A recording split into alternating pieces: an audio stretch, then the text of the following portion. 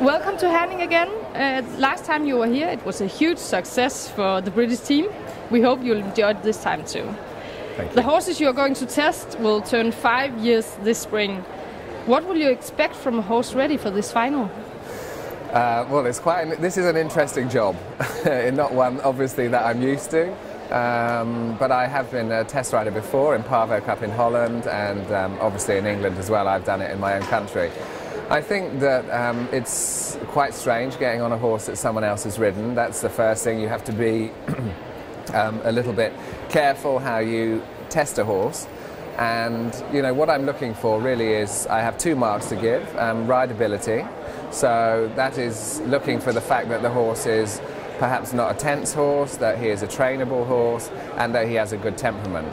So to have a good temperament for a dressage horse, they need good rideability. So you have to be able to move them with your legs, you have to be able to feel them with your reins, and just maneuver them around the arena. And the second mark I have to give is for capability. So that is the horse's potential.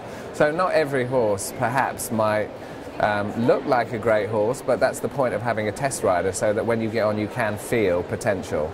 So that's always interesting, because sometimes we can all look at horses and think, no, that's not the horse for me, but then when you ride it you feel something that you didn't see. So that's capability, and that's a mark I'll be giving for how I think his future might be.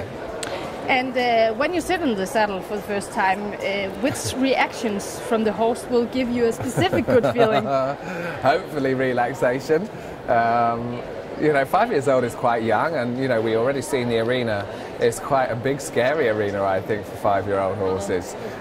Certainly in England they would never have seen anything like this at that age before. I'm just hoping, you know, I mean, the horses just really need to be relaxed enough for me to just feel their paces.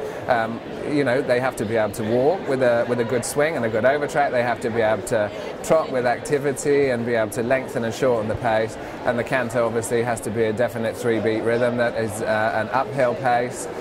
You have to think that the trot is the pace that is most changeable in a horse through the training. So the walk and the canter have to be very natural, and they have to be able to produce that in the atmosphere here today. Yeah, but which opposite feeling do you not want to get? I don't want to get a feeling with the horse that is too tense to be able to show itself, really. And you know, you want to be able to feel obviously safe, which is why I think that it's important to be. You know, I want to be an easy test rider. I'm not trying to find out, you know, how big you can make the trot, how big you can make the canter. I just want to feel the rideability. So that comes with relaxation. And are you actually able to get the feeling, here is something for the future at this young age? Oh, for sure, yeah. I mean, I think from my point of view, I've been very lucky in my life that I've had a lot of horses to train. Over the last 20 years, we've had a lot of difficult young horses, we've had a lot of easy young horses.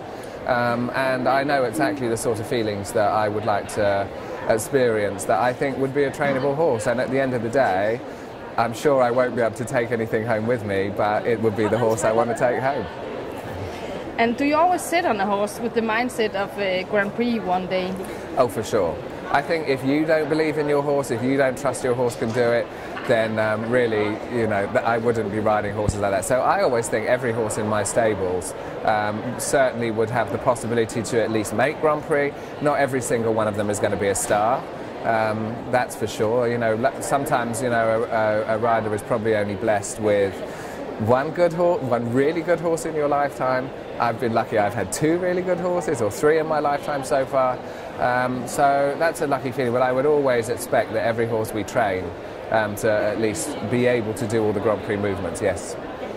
And when you experience challenges in your daily training of a horse, an example could be flying changes. Is it then a good solution to keep repeating the exercise then? No, of course not. I mean, you have to have, you know, well, I always remember what Kira Kirkman said, you have to have a toolbox, and that is a very good description of what a rider should have. You should have a toolbox. And you know, if one exercise doesn't work, there are many, many exercises to help horses that have certain problems in training. And it could be flying changes, it could be half passes, it could be collection. You know, one thing you have to bear in mind, obviously, is the age of the horse. Is the horse capable of doing it because he's strong enough? Or is he unable to do it because he's weak? So these are things that, you know, experience helps you with the training. But common sense is a great word for training as well. I mean, you need common sense.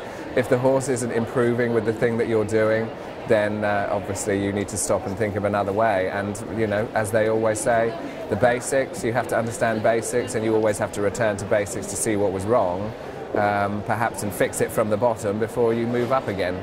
But very often these movements, when they're left and you leave the horse to have a little bit of time to think about it and relax about it, they come back doing it better rather than going on and on and on, where you never get rid of the tension.